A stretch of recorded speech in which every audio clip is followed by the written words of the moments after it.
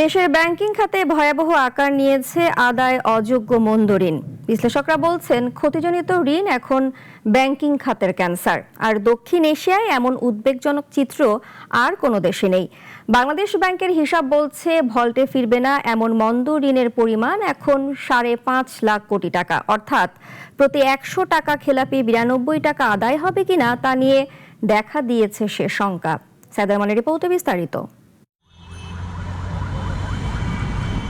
2025 সালের মার্চ শেষে দেশের ব্যাংকগুলোর মোট বিনিয়োগ ছিল প্রায় 17.5 লাখ কোটি টাকা।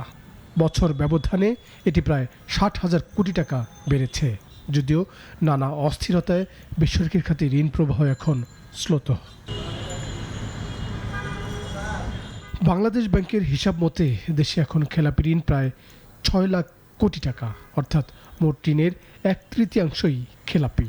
তবে তার থেকে বড় শঙ্কার বিষয় হলো, এই ঋণের 100 টাকার 92 টাকায় হয়তো আর আদায় করতে পারবে না ব্যাংকগুলো।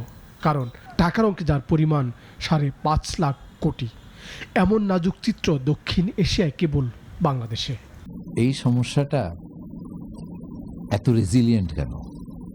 এই সমস্যা কি কোনো মতেই এখানে কোনো রকমের ইম্প্যাক্ট যাই করি না কেন হচ্ছে না?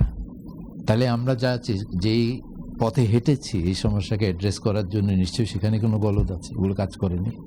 বিশ্লেষকরা বলছেন, বাছ বিচার ছাড়া ঋণ দেওয়ার কারণে কেবল ঋণ খেলাপির খাতায় যুক্ত হচ্ছে তা নয়, যাচ্ছে ব্যাংকের অনাদায়ের তালিকায়। তাই 1 বছরে এর পরিমাণ প্রায় 2 লাখ কোটি টাকা বেড়েছে।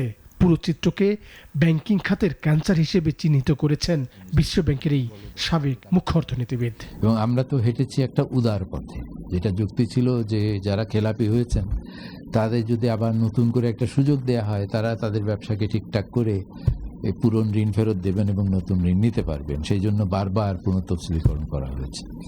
তার মানে ওই খেলাপির আচরণটাকে প্রশ্রয় দেওয়া হয়েছে, ওই মডেলটা প্রশ্রয় দিয়েছে, যার কারণে বারবার ওই ডিম্যান্ড আসছে যে আবার একটা সুযোগ দেন।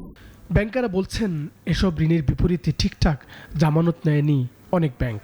বড় অংশই বিগত আওয়ামী লীগ সরকারের আমলে জালিয়াতির মাধ্যমে বিতরণ করা হয়, যার একটি অংশ আবার বিদেশে পাচার করে নিয়ে গেছে জালিয়াত চক্র।